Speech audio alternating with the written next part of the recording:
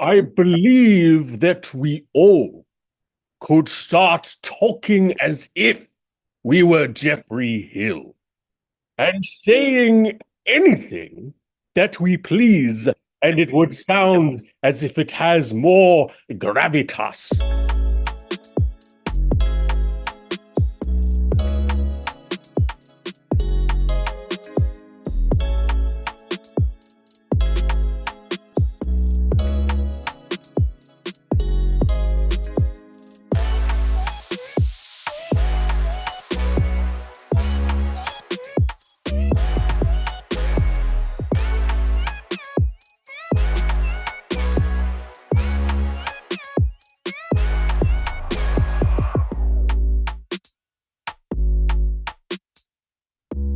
Welcome to SLEERICKETS, a podcast about poetry and other intractable problems. Thank you all for listening. My name is Alice. I'm one of the SLEERICKETS co-hosts.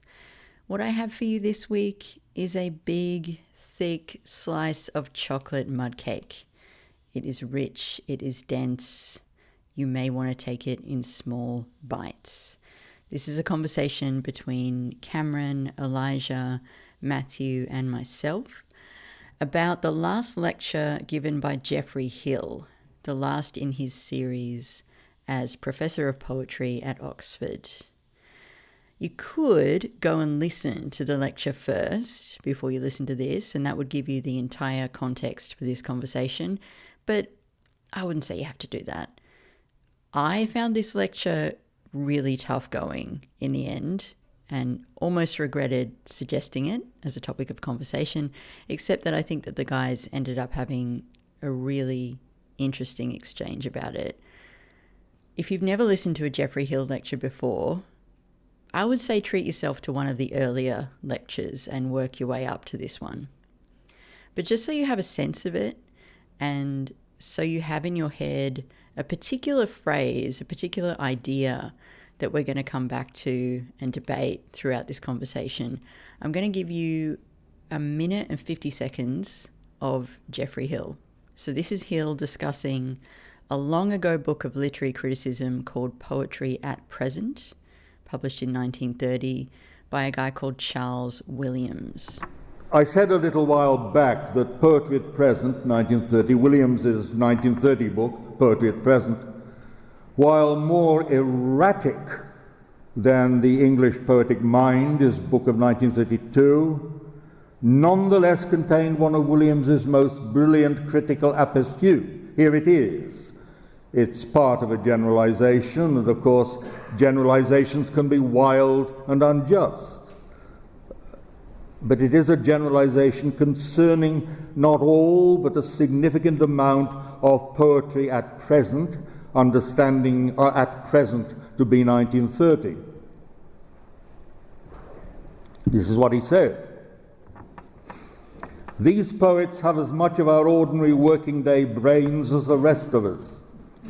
Their meditations are as subtle, their philosophies no less, but no more surely based. They remark what we do and turn it into rhythm. But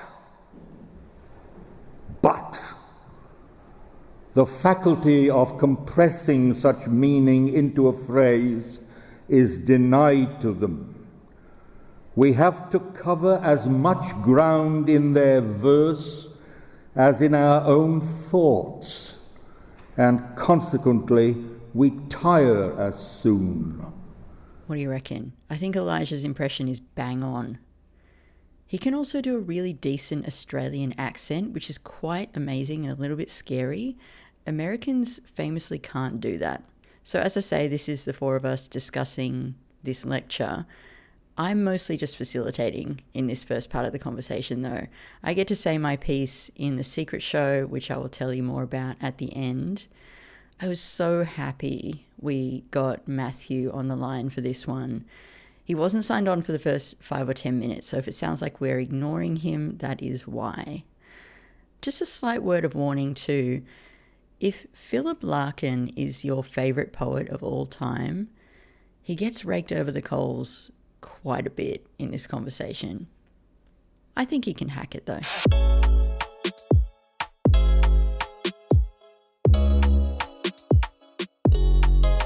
Well, do you want to lead it, Alice? Because you were the one who suggested this lecture. So yeah, what do you want to introduce it, and then I can speak when you ask me questions and stuff. Yes, I did choose this lecture and I listened to it yesterday. It's Geoffrey Hill's last lecture given at age 83 in 2015. He died the next year. It's called I Know Thee Not, Old Man, Fall to Thy Prayers, which is a quote from King Henry V, talking to Falstaff. And I listened to it yesterday, and as I was just saying to Elijah before you jumped on, Cameron, I have listened to Hill's lectures and really enjoyed them. But when I listened to this one for understanding, I realized that I was not following as much as I thought. And there are a few moments in this lecture where I completely lost the thread. But what I did understand is that he starts by talking about Charles Williams, who was an English poet and critic and a member of the Oxford University Press, and who spent 5 years at Oxford after the outbreak of the war. And he keeps coming back to Williams' book Poetry at Present, which came out in 1930. And the quote that he comes back to from that book a couple of times is, I didn't manage to write down the whole thing, but it's something along the lines of Oh, I've talking got it, about. Alice. Oh, you've got it. Okay, please go ahead, Elijah. Sure. So Hill's essay is very discursive, and he wanders around a lot, which I think is the source of the confusion in listening to him. It's not that he's talking over people's heads; it's just that he likes to wander a lot, and he doesn't always stick to a topic. But to the extent that he does stick to a topic, he's mostly talking about concision in poetry, and he anchors that discussion with this quote from Charles Williams. Charles Williams says, "We have to cover as much ground in their verse as in our own thoughts." He's talking about a certain group of 20th century poets. "We have to cover as much ground in their verse as in our own thoughts, and consequently, we tire as soon." So he's saying this as a critique of certain poets, that basically their verse doesn't take any longer to read through than to think through if you were thinking the thoughts that they were having. So there's not nearly as much compression as you would like from poems. And the other quote, which he ties in with this, is a quote from the choreographer Mark Morris, who says, "I'm not interested in self-expression, but in expressiveness." And Hill says somewhere that he thinks these quotes are basically synonymous, which I think is not true. But you can see how he would tie them together, because basically what he wants is not poetry of self-expression, where you're basically just narrating your own thoughts, but expressiveness, where you're making the language say something that's more compact, more rich and more meaningful. Is that what you take from it, Cameron, or are there other things that we're missing? I don't think I'd agree that Hill thinks the two phrases are synonymous or mean the exact same thing. He says jokingly and slightly not jokingly that you could boil down all his lectures into the Morris phrase. And there's a wonderful phrase, I like to say it. Yeah, in this lecture, Hill is dealing with a kind of sloppiness when it comes to phrase making, and especially contemporary poetry, and the way in which the sort of tawdriness of human thought can be outlined without being pushed into sort of complex poetic phrases. I mean, I think one of the most useful concepts he brings up here, and he talks about it all through his lectures, but he brings up heavily here, is the idea of the vortex, the linguistic vortex, which is not a nexus of concepts, but a nexus of meanings and reference contained in a single word or multiple words forming a phrase. And what Hill is interested in is how the poetic phrase evokes a simultaneous nexus of meanings or reference at once that awaken in a sort of well-read reader an instantaneous, responsive awareness to the sort of nexus, the vortex nexus of meaning going on in an image or a phrase. And he's talking about how certain poems, especially contemporary poets, and he brings up Williams' criticisms. Williams is talking about the Georgian poets of the early 20th century. Hill brings up these criticisms aligned with his comments and uses these to talk about the Georgian poets and also related to Larkin, which we can get onto or we don't have to get onto, depending on how much we want to make this a Larkin episode. But Hill is sort of discussing. Hill is interested in sort of, I'd say, sloppy conceptualism when it comes to sort of let us say, the ability to compress multiple meanings into a phrase simultaneous action that the vortex represents. So coming back to Elijah, I don't think that Hill thinks that don't give me self-expression, gives me expressiveness equals the same criticism as Williams uses. And he admits that Williams' criticism is a generalization, and generalizations can be overblunt things. There are certain conversational poets that this doesn't work on. There are parts of Frost and Thomas that this phrase doesn't fail on, Edward Thomas doesn't fail on, but certainly isn't as illuminating. And Hill admits this himself when he compares a passage of Larkin he uses later in the lecture to demonstrate linguistic sloppiness, a lack of linguistic concision. He compares this against Wordsworth in his lyrical ballads. Now, Wordsworth's lyrical ballads are insanely weird, and I think most people don't realize how weird they are, but they operate on a kind of, let's say, sort of common sense linguistic pattern that might at first seem at odds with the kind of concise vortex of modernist poetics that Hill's interested in. But I think so. Hill basically admits that the Williams phrase doesn't quite, or isn't as illuminating as it is on some poems, on the Wordsworth poems. But even there, he makes a point that Wordsworth's compression is very different to Larkin's compression and a lot more powerful. That's my opening gambit. Okay, yeah, and he does read Larkin's Church Going. He introduces it by saying the truly outstanding poems by Larkin may have gone unnoticed, may in fact be scarcely known.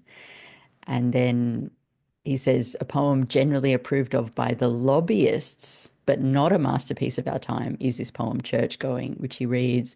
And then he makes the point that you can summarize this poem in 91 words, or he does in 91 words. The poem itself is 473 words long. And he suggests that we try the same trick on the fair to middling poems of Hardy or Wordsworth and just see what kind of ratio you get. How many words do you need to summarize what's going on in the poem?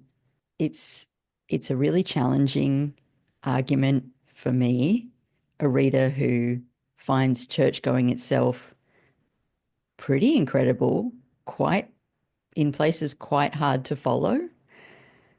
And there's this other bit that I wanted to quote that Hill says, basically only a minority of readers can actually see this vortex that you're describing, Cameron. The vortex, which he goes to the OED and explains as a radiant node or cluster from which ideas are constantly rushing.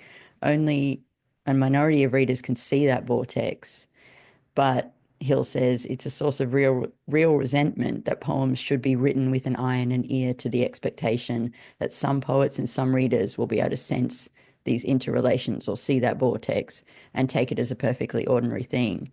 And I guess once I finished this lecture, I realized, okay, well, I suppose I'm part of the majority of readers who can't see the vortex, or only sometimes can see the vortex. What I want to ask you, Cameron, first of all, do you think that the vortex is more or less equivalent to saying that a phrase or a word is polyvalent, or is it something more mystical than that? Remind me what polyvalent means? Just that a word or a phrase can be interpreted in multiple ways. It has multiple meanings. I think it's very close to that. I think it's when two meanings are held simultaneously.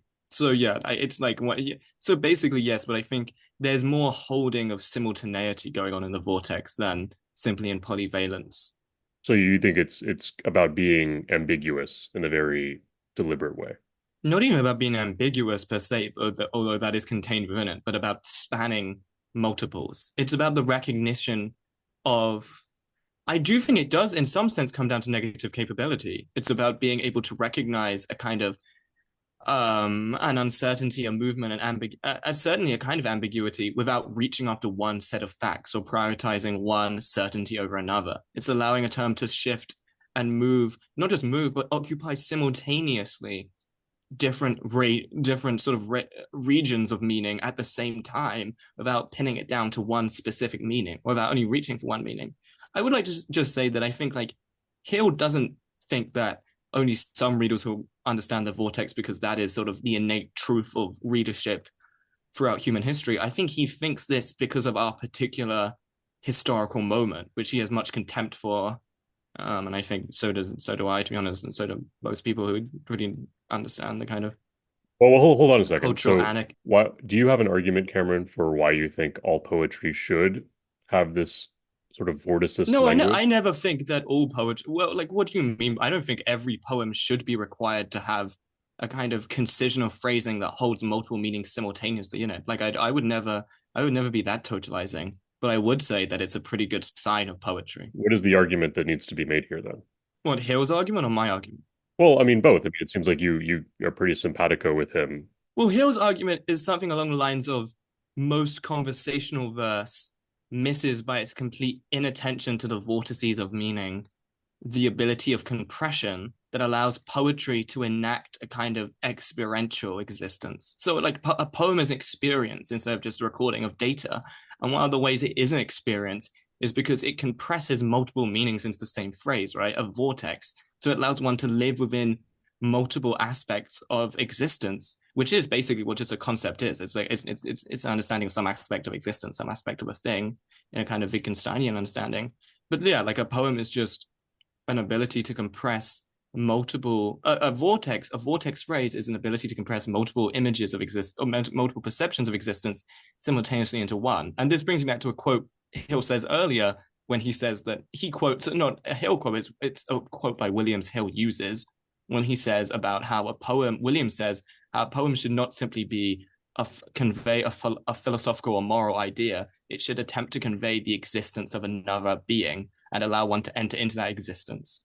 And I think this is integrally linked to the vortex. The argument Hill is making is that for a poem to convey another existence, it needs to enact an experience, not just represent an experience. And a vortex is one of the most poetically useful means of enacting that experience by creating experience within language, by creating multiplicity. So, like, not all poems need to do this.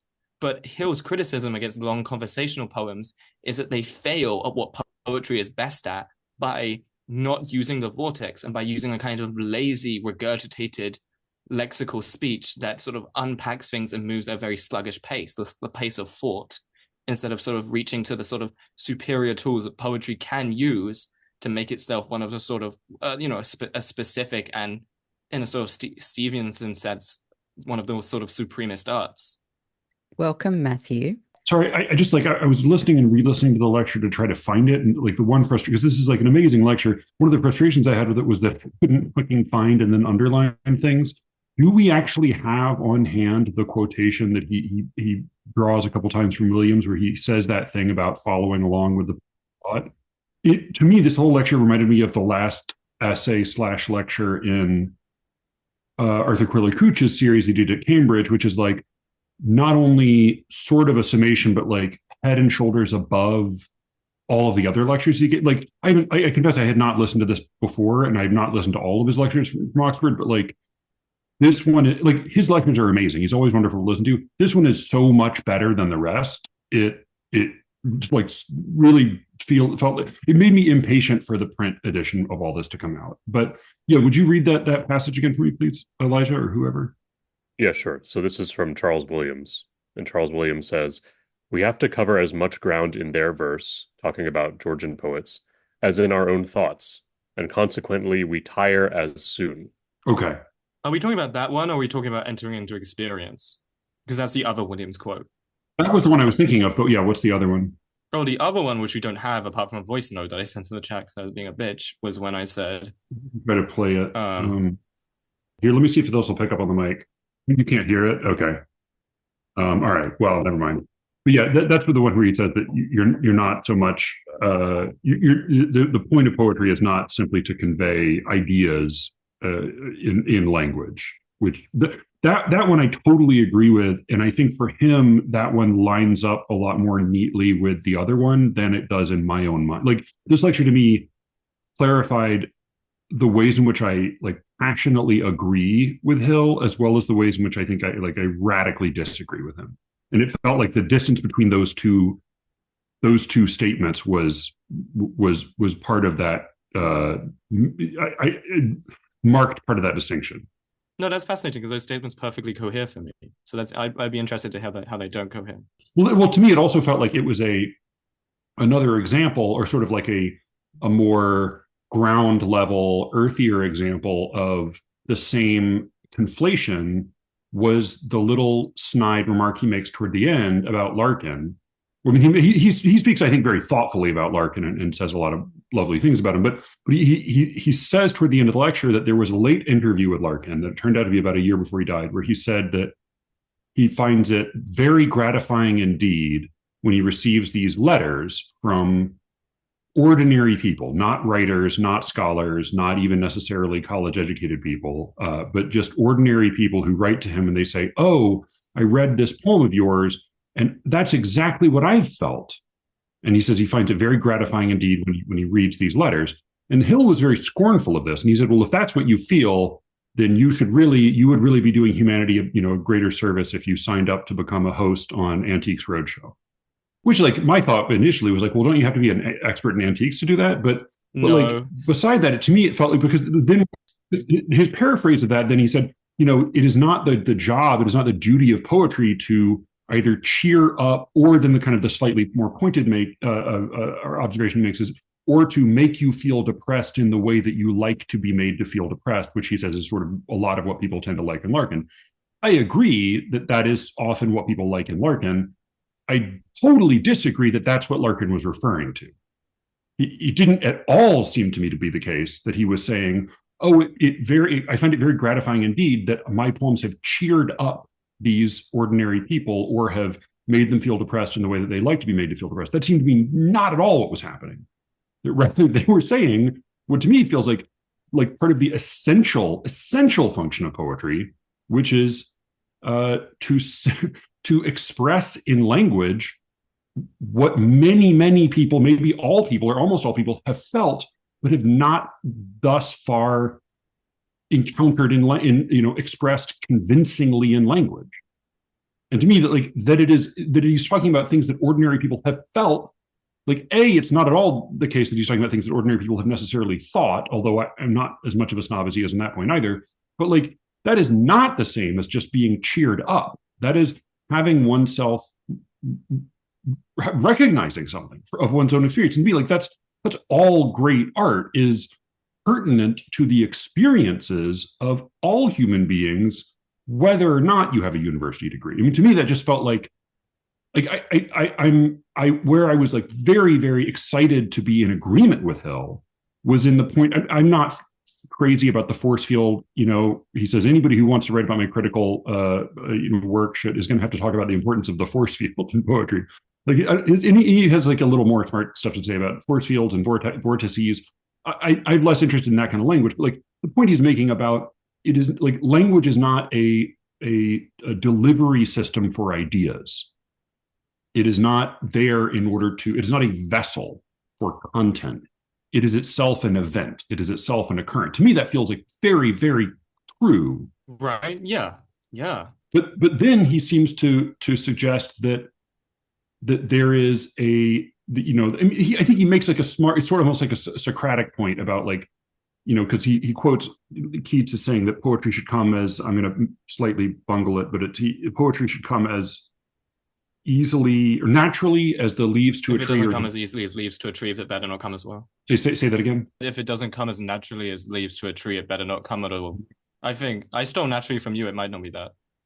Oh, I think it's that, because I was going to say easily, but I think that's probably it's probably truer. But he confirms this and says well, no, this is not about playing games. This is not about doing quizzes. This is about both a writer and a reader for whom reading multiple meanings or implications in a single word is a natural way to read and a natural way to write. To me, that feels very true. I mean, this is why one of the reasons that poetry is not fundamentally paraphrasable. It doesn't mean that paraphrasing it has no purpose or no function, but it's not fundamentally wholly paraphrasable. He puts a kind of a quantitative value on the degree of compression, where he says Larkin's poem, Churchgoing, is fine. It's a perfectly fine poem because it's 400 odd words that can be compressed meaningfully into 90 odd words in terms of a paraphrase of it, a denotative paraphrase of it, an incomplete denotative paraphrase of it is about 90 words. This is a certain proportion, but then he cites Wordsworth as being more efficient and Edward Thomas as being more efficient. to me, like that kind of measurement is not very useful or interesting. Nor is this idea that I think like where Williams and Hill really go astray for me is in this argument about poetry needs to happen sort of at a faster and more compressed pace than the pace of thought. I think like depending on what you're responding to, if you're responding to like a certain kind of very slack, obvious, flat, unadventurous kind of writing, then like I totally understand that frustration, that sense of like, okay, let's get a little more done here. Let's have a little more going on. But I think like part of what is very effective about Larkin's language, I mean, he praises him for saying for the phrase dubious women, because he says he's both using it to mean women of doubtful character as well as like women who are experiencing doubt. He's sort of using both meanings of the word in one instance. He cites a couple more cases of that, a few cathedrals chronically on show, etc. And like that's all fine, and I'm with him on that. But what he misses is that what makes dubious so much the right word is not just that it is a smart double entendre. It's that it is the word that comes naturally from the mouth of the speaker of that poem. And to me, like that's what's behind the phrase that he's so derisive about, which is, like, this is not my favorite Larkin poem, but he's very scornful of this phrase. Larkin says, "I wonder who will be the very last, to seek this place for what it was." And he goes on to kind of speculate about the kind of people who might go visit a church, late in both church history and human history. And I think like whether or not you want to argue about the value of this particular line, his claim is that the very last is just a wholly superfluous phrase. You could just cut that and lose nothing. And I think you wouldn't lose much. I think you might lose about 4 syllables worth, which is what it takes up. But that for those 4 syllables are not expressing an extra denotation or an extra compression in the thought of the poem. They're expressing a rhythmic moment in the experience of the speaker. And to me, like that's where like Hill slightly betrays himself, because he makes this whole point about how like poetry is not meant merely to convey ideas, but then he starts to judge it according to the efficiency with which it conveys ideas. And I think like part of what it does, beyond basically like various fancy words for puns, which I love, which I was raised on and trained on, and which is native to my experience of poetry as a reader and a writer. I love all of those double entendres. That's essential for me. But like the point is not that you were in a compressed form. The point is that you were conveying a certain kind of experience. And that's where I think Williams really misses what a poem like this can do, and what Larkin at his best can do, what any poet, at his very best can do, which is to convey the experience of thought, which is to convey that inner motion through time. But we see there in a moment a hesitation in the speaker, a moment where he's sort of asking himself a question about like, well, maybe for a moment he was just speaking derisively about churches and how churches are sort of out of date, even if he has a kind of a grudging respect for them. But there's this moment where he considers like, oh, well, but also we're going to be like, I'm the modern one, I'm the secular one, I'm the one who's outlasted all this churchy Christian nonsense, but like I also will go out of date. There will be a last of me as well. And so to me, like it's not a compression of denotation. It's almost like a musical notation of a particular experiential hiccup that one might have in talking through, thinking through a monologue of this sort. Again, this is not my favorite poem of his, and that's not my favorite line, but to me, it just felt like I love this lecture. It's such a fantastic lecture, so worth listening to. And it just clarified for me how much I both agree and disagree with Hill. Sorry, that was a long monologue.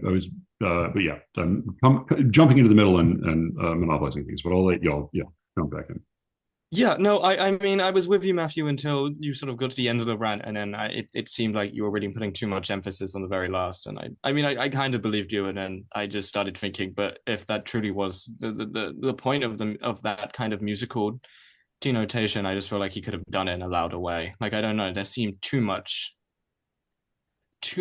in your final conclusion. It was, but I do agree you have a point. I agree that is one of Hill's weaknesses. The very last is like the best or strongest example of that kind of motion. I don't like not denotative, but expressive. Yeah. I think like this is I am not fully convinced by the counting thing. I find the counting thing a little reductive. You have made me understand why I don't like that Larkin poem, and why I don't read. You've given me another reason why I don't like Larkin. It's because I find the voice of the narrators in all his poems supercilious, bourgeois, knowing, and idiotically cynical in a way that I find slightly disgusting. And you've kind of helped me clarify that's another of the reasons why I dislike Larkin. I mean, I have a bigger criticism of Larkin, and I think he'll, or maybe not a bigger criticism, but a different criticism that Hill aims against Larkin. And I think my criticism of Larkin is that he lacks vision, but that's a whole different subject. Yeah, he's not a visionary poet. I'm with you there. Yeah, well, I think he enters into cynicism easily, and it's harder to have vision than it is to enter into cynicism. And I find his sort of lackadaisical, cynical atheism kind of, I don't know, unimpressive. It seems to me that the common ground here is that you both, as well as Hill, believe that a poem should be mimetic of human thought in some way. It's just a matter of how to do that. Not mimetic. Not mimetic. It should be a human thought. It should be an experience. It's not like something. It is something. Well, but you're trying to provide slightly one side of that, but I'm in the same neighborhood, but a couple houses down from that statement. So go ahead. Yeah, but so it's even with that qualification, Cameron, it seems like the main thing is to have you enter into a mental experience of somebody else, right? And there's a couple, Yes. there's different ways that you can do that. And I think, what Matthew's referring to is what he, often prioritizes, which is the voice of a particular person, a character, coming from the sort of dramatic side of lyric. And what you're talking about is almost more of like a kind of modernist stream of consciousness approach, where you're trying to really get down to the I don't know, the primordial thinking of some kind. Let's call like Matthew's tactic like dramatic, I don't know, dramatic voicing, and let's call my tactic something like sensual apprehension. Okay. But yeah, I mean, it's like two different ways to skin a cat, basically. And I mean, I'm glad, Cameron, that you acknowledge that, not every poem has to be a whirling vortex. That can be a way of approaching a poem which can be effective, but it doesn't have to be that way. And I think one thing that we all agree on is that poems should not be diffuse. They should not just be chatty and prosaic, but they should have, some real power in the language itself. I think I am probably a little more distant from both of you in thinking that, yeah, I mean, I don't think that a poem should just be like an essay in verse. I don't think it should just, or a journalism in verse. It shouldn't just communicate ideas that you could receive just as easily in prose. But I do think that conveying an idea with the certain power that poetry has is very important to me. And, I don't necessarily go to poems in order to enter into another mind. I approach poems in order to be able to receive and digest certain concepts and ideas in a vivid, engaging way. Yeah, I mean that's fine. I guess my question is just I just don't know what's wrong with philosophy for that.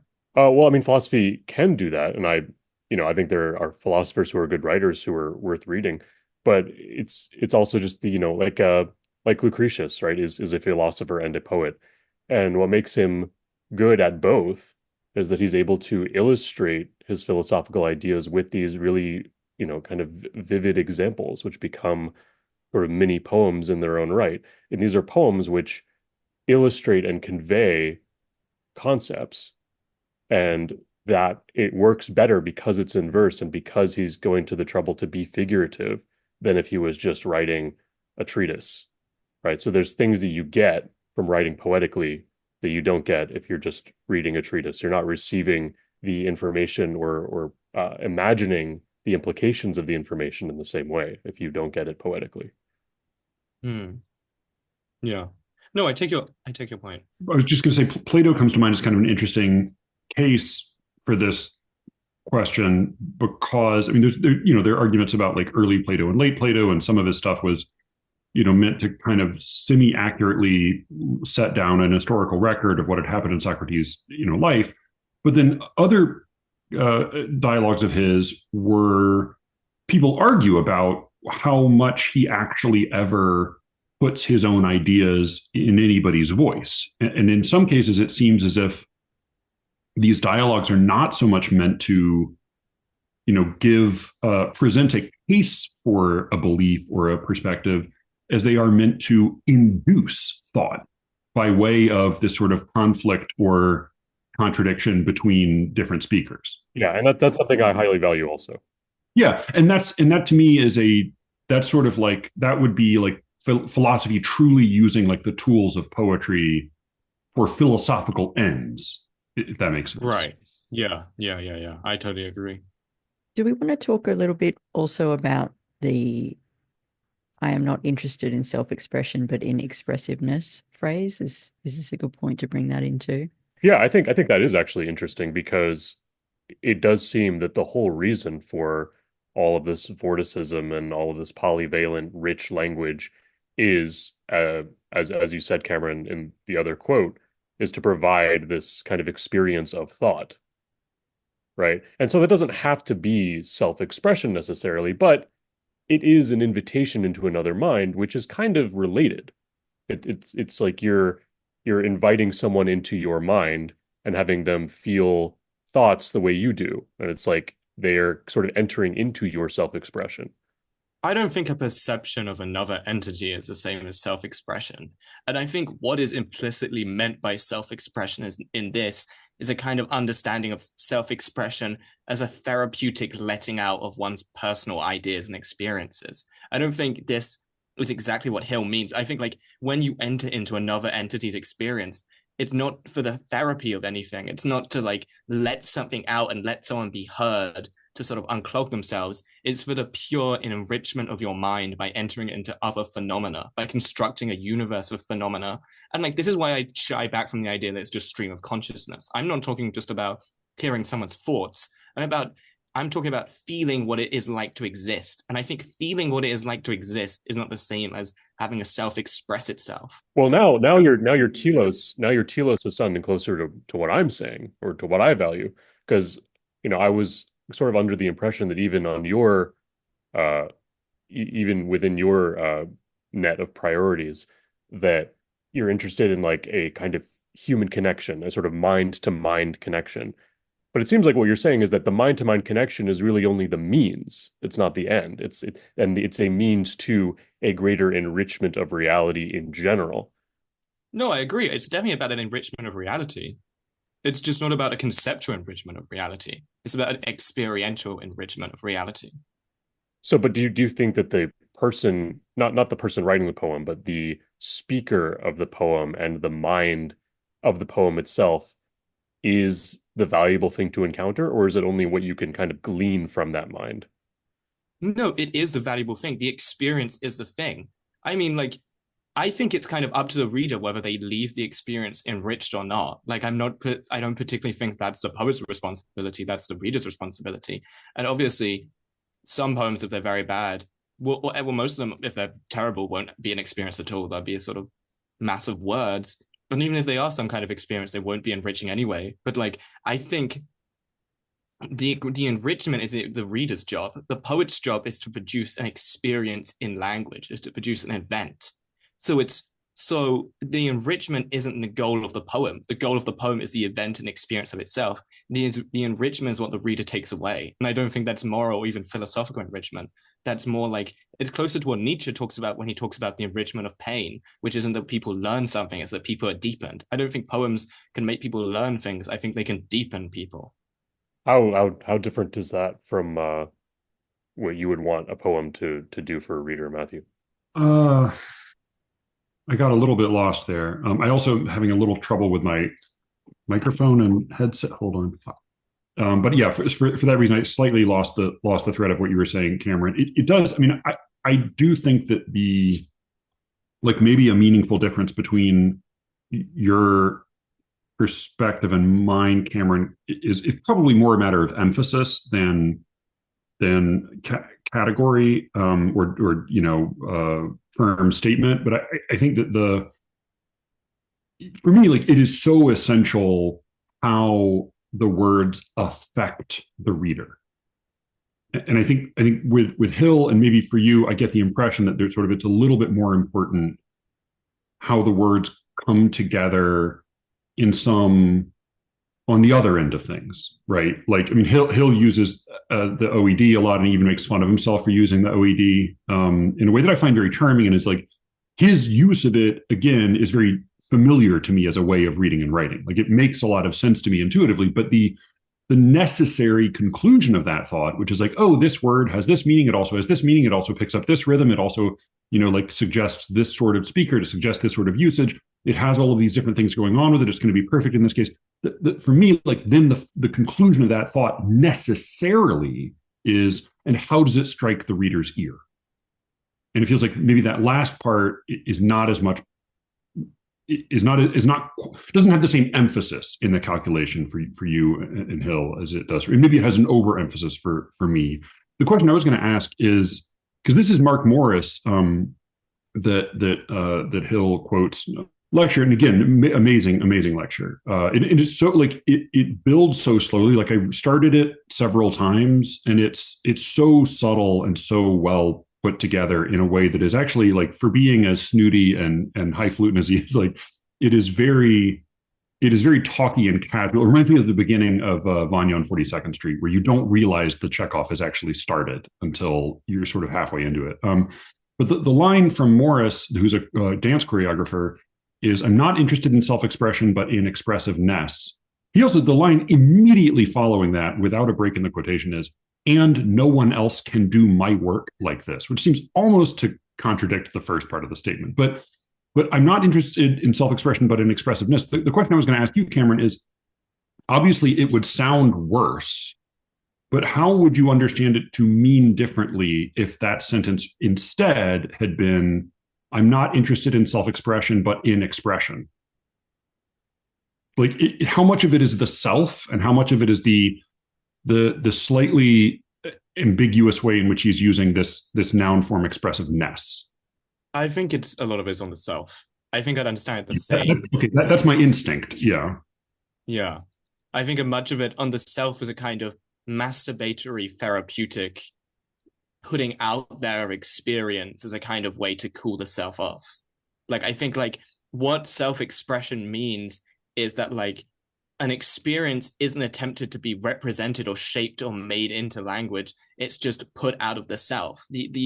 The emphasis is on the self putting out the experience, not the experience being shaped or made. That expressiveness gives to it, right? Expressiveness allows an experience to be expressed in the most accurate way as possible. Self-expression allows an experience to be expressed in the way that's most self-satisfying to the self. It's in a way, it's even more rebarbative to the reader, because it's so concerned with the self of the producer and not at all about the person who's going to encounter that experience and who's going to find it either accurate as an experience or not accurate, which I think is what expressiveness is about.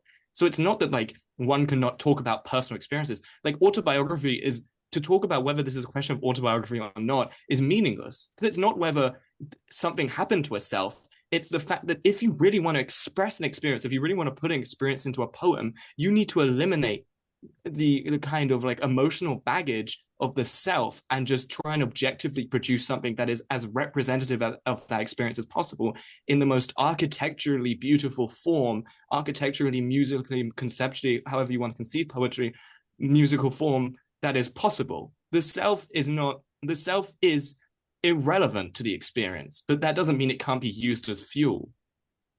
So let me posit two contrasting questions and I'm going to do a thing I hate for the most part, which is I'm going to misuse the word unique, which is an adjective that does not admit of degree. It's an absolute term. Something is either unique or it is not. It can be, you can't be very unique, right? It is either one of a kind or it is not one of a kind. But I'm going to misuse it for a moment for the purposes of this hypothetical pair of questions. Like, not that this is actually how anyone composes a poem, how we compose poems is God knows how, but like, theoretically, a poet sitting down to write a poem might ask one of two questions of himself. right? He might ask on the one, like there's some poetry we understand as sort of being in harmony or in league with like a poet, the perspective of a poet who might ask a question like, what part of my experience is most unique? And then there's another question a poet might ask, which is, what part of my experience is least unique? And I think, like, insofar as those are not totally nonsensical questions because of the misuse of the word unique, my poetic sympathies lie with the second question. Does that seem like it is, however clumsily, along the lines that you're going, Cameron? Well, I think it makes sense. I think it's kind of, I don't know. I don't think either, like, my response is I don't think it matters either way to the lines I'm going. Like, I think it's not even, I think any experience can make a good poetry. So it's not, I don't know if I'd be particularly, it's about the shaping, it's about the experience, it's about the forming in language that's important, I think. So, like, it's, yeah. So I think it makes sense to me, but I think it's slightly irrelevant to how I'm thinking, because it's not that, like, any experience can make poetry, in my opinion. It's how that experience is expressed in the poem. It's how it's represented in the poem. So whether it's unique or not unique, I don't know. That's not what I'm thinking about. Also, this is maybe a personal problem of mine in that, like, I almost mystically is maybe too far, but I feel like I know below rationality which experiences make poems and which don't, or just the poems come to me and they contain experiences that I've had or I've read about or I know or I've conceived of. So I never really sit down and ask myself, what experience do I turn into poetry next? And I do think I find the whole idea of someone sitting down and just sort of thinking, which experience did I now pick to make a poem slightly abhorrent on some level? So I think that's also why the question doesn't baffle me, but, like, my response is kind of neither positive nor negative. But I think as far as it goes, the second one does seem to work with your viewpoint. Maybe the way I mean it is not so much like as a conscious thought anybody would have, but along the same lines that Hill talks about using double entendres, right? Like, it is a natural part of how one thinks as one composes, and that if you are, it does seem to me that there are a lot of poems I read today, the point of which is, hey, no creature has experienced this particular phenomenon I have experienced. Let me pronounce upon it to you. And to me, that feels like almost like approaching poetry backwards. It was like the real triumph is the triumph that Larkin testified to, which is, oh, an ordinary person read this and it did something to it, and he recognized a part of his own life in it. Okay, yeah. So I think neither of these things work for me, because the first one seems to me just an outcome of identity-focused culture, and the second one seems to me that I'm not even looking for recognition in poetry. I'm looking for encounter. I don't think it's entirely irrelevant. I think that, Cameron, I would put you more on the side of unique thoughts, not because you're looking for a very unique experience to talk about or a unique identity perspective to talk from, but rather that if what you're looking for in poetry is a different consciousness from which you can learn the most, you'll probably learn the most from a consciousness which is very different from yours. And so the uniqueness comes not from the subject matter, but from the way that the mind works, and therefore the way that the language is used, the way that the poetry works. And so I think that I would imagine that you would look for that. You would look for poems that to be by a kind of alien mind, because, the more alien the mind is, the more of an expanded view of consciousness you can have.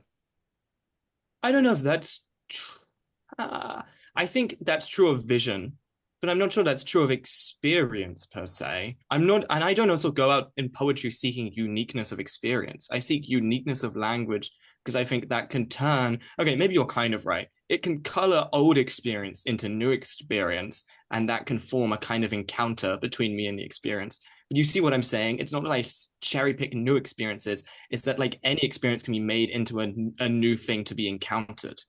Right. What I'm saying is that it's not about the subject matter. It's about the uniqueness of the mind that's experiencing. Yeah. Well, the uniqueness of the language, and then I think there's something else called vision, which I think is something between belief and apprehension that I've been looking for in poetry more and more. And it's one of the reasons why I always choose Paul Celan over Philip Larkin when it comes to sort of a kind of deathward or cynical perspective of life. And I think that's slightly different, but I think that's about a kind of apprehension of reality and a perception of reality. And I think that isn't that's not the essential thing. That's something else that's like an over a kind of voiceover to the experience. But yeah, I think you're basically right, Elijah. It's And like I was taking Paul over Philip Larkin is like saying, "Would you like some bourbon? No, I'll have ketamine." No, because so I've been categories. like I don't know if we have time, but like a really fun test to do is read Larkin's Orbit and then read Salan's Psalm. Song? Yeah, Psalm Psalm Song. by Okay. Salan. Yeah. Yeah. Okay. If you put that next to Orbit, I think it makes Larkin's vision look silly. I think it makes Larkin's vision looks like masturbatorily immature and cynical in a way. Like I don't know. It just makes Larkin look like cardboard compared to like what Salan's kind of striving for in his confrontation with death. Yeah, I totally agree. I'm aggravated by a lot of the same things in Larkin that you are, Cameron. I think the smallness of soul that he exhibits is grating on me. Yeah. On the other hand, though, like if you could also read Salon and think, well, the way he's using language is a bit showy and extravagant, and maybe that points to a No. maturity as well. No. Because I don't think you can have his vision without his language. Like the two things are inseparable. It's not that he's showy and extravagant. It's that he's remade the world by seeing it again in a new way. He's renamed things. There's a thing Harold Bloom talks about when he talks about Emily Dickinson, when he says that Dickinson unnames things. Some poets unname things, and some poets rename things. Salan attempts to, well, at least he unnames things, and I think he goes a long way in renaming things. But like, I don't think his language is extravagant at all. I think his language embraces the kind of vision of reality that he has. It's not about extravagance, it's about perception. But he still knows how to speak like a normal person, and he chooses not to. And I get why he does, right? Because he has this vision, etc. But you're still, I think, you're trying hard to be different and weird. I don't know. I think so, that's a false dichotomy. I mean, no, but I sorry, think you can do that tastefully, and whether Salon accomplishes that 100% or not is a different question. But I'm just saying that like you can look at what Salon is doing next to what Larkin is doing, and you can say, well, I have problems with both of them because really, for a person like myself or a person like I don't want to say an average person, but just like a person, you could look at Larkin and say, well, he maybe doesn't have the quality of vision to really get where he needs to go with this question about mortality. But then you could also look at Salon and say, well, this guy's kind of off doing his own thing, making these little, these words have anyone revelatory. But like, go and read Shakespeare. No, but with Salon, he's being very radical, and so I think it's an open question whether that's entirely successful. For those who are very sympathetic to his way of thinking, you're going to say, yes, it's entirely successful. He opens up this whole new way of thinking. But I think there are other people who could say, people who have experienced real brushes with death and grief, etc., who would say, well, what he's doing is this kind of language experimentation, and it's not really hitting home what the contemplation and wrestling with death is in my experience. I don't know. I find that view kind of impoverished. Herrick maybe doesn't need to. Herrick doesn't speak like a normal person when he talks about times trans-shifting, but like I don't hear people going off and accusing Herrick of. I don't know. I don't find this idea that you need to speak like a normal person. I think it's silly. I'm not saying you need to speak. I'm not saying you need to speak like a normal person. I'm saying that like he has a very consciously avant-garde way of speaking, which is not the way that you would normally communicate with a person, and it's not even the way that you would communicate with a person in grand language. It's like it's his own grammar, his own way of speaking, which may or may not, strike a chord for someone who's reading it. And I think that there is a case to be made, like I've said in the past, that, if you are writing in this way, which is so far removed from how people normally communicate, there's a suspicion that I have. I'm not saying that it's what is true or what he was thinking, but there's a suspicion that true communication is not really the goal. There is something kind of language gamey about it? I don't know. I find that sort of I mean, with all respect, and I'm not meaning this in any, I'm in a perfectly good spirited way. I find that a slightly inhumane way to read Salan. I don't think Salan contemplated his parents being killed in the gas chambers and also decided to write in a sort of fancy avant-garde manner. I agree that he has remade language in a way startling. On the other hand, I think Frost is as radical in the way he remakes language as Salan, but I think it's extremely more subtle in a very different way and closer to the average speaking. But I don't think either of them is any less or more radical than the other. I don't believe in the avant-garde. I think the only thing I think is avant-garde or experimental is life. I don't think any poetry is avant-garde and experimental. There are certainly poets who want to be experimental, and I think none of them are good poets. I think they're all crass and silly. I think either you're trying to express something, you're trying to express a vision, and you're having language that not only works with that vision but is that vision, or you're trying to be experimental and crass. And I don't think Salan's poems, I don't think Salan suffered through endless bouts of being accused of being obscure and meaningless, and also breaking with most of the surrealists and falling out with most of them, being accused of being a plagiarist. I don't think he suffered through that because he was writing in a style that was a little flashy. I think he truly had a vision to convey in language, and he worked with his demon to convey that. I don't know. I'm not even saying that I can see your criticism. Yeah, but and the suspicion that I'm articulating here, I'm not even saying that I think he was consciously doing any of this. It points to, just as in Larkin. I mean, Larkin is not deliberately trying to be this gloomy bourgeois character. I think that's just who he was. Do you not think it's a little performative? I mean, it might be, but I think that's also who he was. And similarly with Salan, I'm not accusing Salan of being super performative. I think that he approached language and approached ideas and thought in a certain way, and whether that way was the most, I think he was as serious as he could have been, but whether his soul was the most mature, I don't know. Can I want to make a brief proposal and then a question, Cameron, and then in a few minutes I'm going to have to run because I've got to get the girls going. Do we want to read Psalm quickly? Sure. Yeah. Do you want to read it, or I have it in front of me. I don't know. I don't have. Yeah. Do you want to read? I don't have it up in front of me right now. This is translated by John Felsteiner. Psalm by Paul Celan. No one kneads us again out of earth and clay. No one incants our dust. No one. Blessed art thou, no one. In thy sight would we bloom. In thy spite.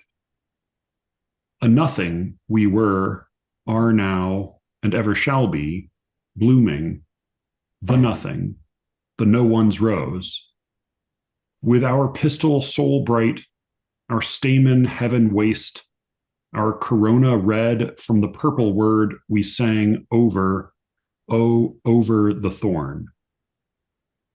I quite like a lot of that. It does remind me in a way that I've not encountered in many of his poems. I wonder how much of this is Felsteiner. It does remind me of both Yeats's After Long Silence and of course the Hemingway's A Clean Well-Lighted Place. But the kind of proposal and then the question I have maybe about a poem like this, the proposal, Elijah, in answer to your argument about or your observation about Larkin being sort of small-minded and sour, I would say that the ideal reader for a poem like Church Going, and again, I feel like I don't want to be the designated defender of Larkin, but I find myself in the position, sometimes. But I would say the ideal reader for a poem like that, or for much of his poetry, is somebody who has experienced that feeling, right? Or Obad. I don't think Obad is.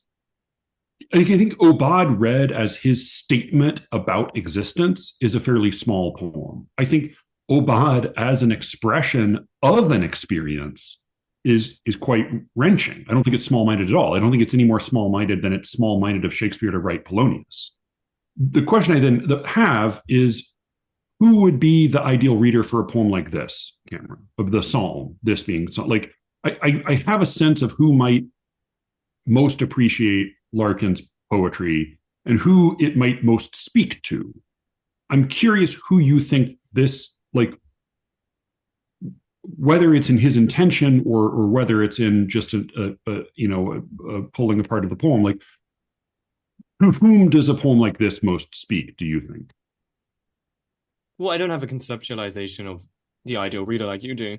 I think it would be of someone who's looking for.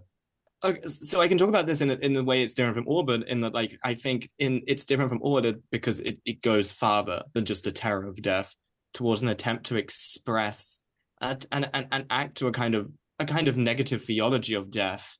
And I think maybe someone who wants to look beyond.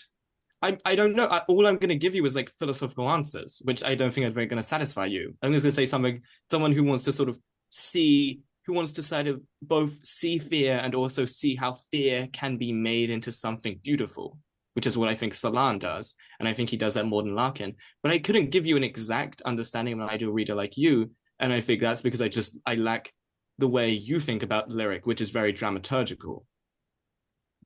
Yeah, maybe. I mean, maybe just if like on and this is where somebody who's actually studied like formal logic more than one semester in college would probably have a smarter way to articulate this question. But like, if part of what happens when we encounter language or art or any form of expression is that there is something we already know, there's an element we already know and recognize, and then there's an element we don't recognize or that we don't already know, and that it is the pairing of those two in some sense that is the event that occurs when something is communicated.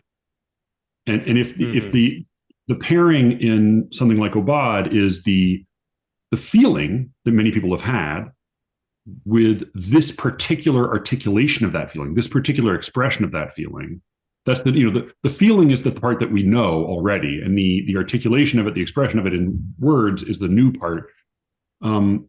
What is the part of a poem like Psalm that the ideal reader would latch onto first? What's the part that he would recognize and then have attached to this, and then for this new element to then be attached? I think a kind of awful wonder, and I use the word awful in both the modern and archaic sense. Okay, so in some ways it's not so different. It's like it's somebody who's. Well, no, that's why I compared them. Yeah. Like it is somebody who's experienced the feeling at the heart of this poem, but has not seen it conveyed in these words. Maybe the additional ingredient, this is where my like lack of linguistic training will come through, is that there is the vehicle for that in some sense, not not as in the tenor and vehicle, but the means by which that connection is made in a poem like Obad is the means of the familiarity, like a familiar mode of speech. We recognize that people can speak in this particular way, and it's because of that adhesion, because of that like means of connecting two things, the known with the unknown, we're able to make that connection. Whereas in this one, there is the known, which is the feeling, there's the unknown, which is the articulation, and then there is not the same. It's that middle ingredient, that means of communication that is a little more mysterious to me, because I think Elijah put it in some words, I might put it in slightly different words, but I think he and I share a kind of not a rejection, but a skepticism of like a certain sort of radical reconfiguring of the rules of language in such a way that it for me, it often just fails to convey. Like I might have the original feeling and I see the new configuration of words, but there's no track for me to get from one to the other. Whereas in another kind of where there was a recognizable speaker, that track would be present. See, yeah, here's the problem. I don't need that track for whatever reason. I don't know. That track doesn't matter to me. I like, or I just have the track. Like I can go there. In the same way that I think Shakespeare did this. I think like Shakespeare completely reconfigured language. There are times lines in Shakespeare which are almost incomprehensible, and I think maybe for a more contemporary audience of Shakespeare, how he reconfigured language would be more viewable. But in whatever reason, I don't feel like that track my mind doesn't demand that track, or my mind already has that track. But you see my point. I guess, yeah. I mean, you did write for a popular audience. Right. So That's what I was gonna say, is that the difference is that even when Shakespeare is being linguistically adventurous, he still prioritizes intelligibility. And so for me, when I get the impression that a poet is not prioritizing intelligibility, I get suspicious of the poet and what I'm they're doing. there's times when Shakespeare doesn't prioritize intelligibility. I'd Well, and comment, but if there are lines of Shakespeare that are nonsense, I think that they fail. I don't. Yeah, and there's a difference between us. I don't immediately. I wouldn't want to be so bold as to smash failure on top of that line. Like I'd rather want to live with it for a while and see how it communicates than immediately go, well, this isn't communicating very intelligibly to me right now. It's a failure. I'll move on. I don't know. I want to be open to more ways. I don't know. I want to hear communication in more pitches and in more colors than what it standardly is. I don't know. I'm going to have to get my girls going to bed, but it is really lovely to jump in and talk with all y'all for a little bit. Thank you so much You too. Wait, Matthew, yeah, could I ask you one last thing before you go? yeah. Yeah, because I was really curious. I didn't think that you would like the Hill essay or the Hill lecture as much as you did. You seem to really love it. Yeah, And I did. Yeah. I was talking to Alice early on in the conversation and saying that I think like the lecture itself is deeply ironic because Hill is talking about compression like the whole time, but the lecture itself is incredibly diffuse. And I thought that that's something that would bother you more than it seems like it did. I thought it was less diffuse on, I mean, it is meandering, I guess, but it feels to me, maybe because I have such a love of, like, I have such a, again, I use drama in a particular way, but like for in common use, like I approach things dramatically. I approach text dramatically. So I didn't mind that at all. I do think I really disagree with him about the importance of compression. I also find it like sort of hilarious that like at probably the two extremes of anybody affiliated with this podcast, like I am almost certainly the slowest reader, and Cameron, you are almost certainly the fastest reader, and like you value compression way more than I do, which seems like baffling to me. So I think like I don't. I mean, the thing is like I don't read this lecture as being brilliant. I mean, I think it's brilliant by just about any measure, and it's like a total delight to listen to. I would really love to have it on paper, but I also think there's such a delight in hearing him say it. Part of what I love about it is what I love about like any great critical speech, whether it's Strunk and White or John Gardner or Arthur Quiller Couch or Alan Tate or whoever. Like, it's not that it's a statement that is simply true from from the perspective of heaven. It is a particular reader speaking with a particular set of experiences in time and space with a great deal of capability and with a particular point of view. Like and I get to better come to terms with how I read by way of like really encountering this person's experience of reading. I very much disagree with Hill about a number of things.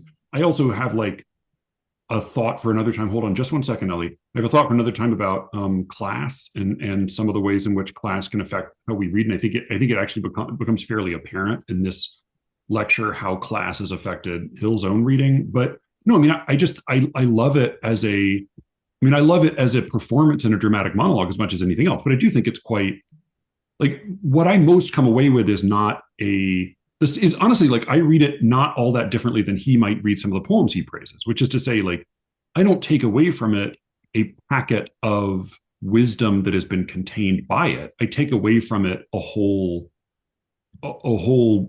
start to finish experience. Even the way he kind of meanders into discussing William's quote by way of talking about his death and where he was buried and his time in Oxford and running into the Inklings and his little snide remarks along the way, like all of that helps suggest a map of how this remarkable man read books and thought about books. Like it gives us a sense of the terrain of his mind as a reader, and that's just, I mean, it's just such a delight. I mean, he refers to it as a valedictory speech several times, and there is an intensity that seems maybe to bring out a little more of that than might have been brought out in some of the earlier lectures, but. I mean, I thoroughly enjoyed it. I don't mean to say that I thoroughly agreed with it, but it did kind of clarify some of the ways in which I most agree and most disagree with him. I would just like to say that although everyone's shitting on the earlier lectures. I think the earlier lectures are wonderful, and I think any Oh, of no, those lectures. I'm not. I wouldn't shit on them at all. The earlier lectures are amazing. This one, just like to me, like I was kind of blown because I love the earlier lectures. I was sort of blown away listening to this because it felt like it did step up a good bit from the others I'd listened to. He got nastier in this one as well. That's again, it's like we got a little bit of a better sense of him in it, and I think that can be small in a small mind, right? Like when a small, like when Paul Muldoon got snide in some of his, like when I've read or heard him speak about poetry and he gets snide, it makes the whole thing sort of puny and pinched because he has such a small mind himself. I mean, he's brilliant, but he lacks greatness of soul, which Hill seemed to possess.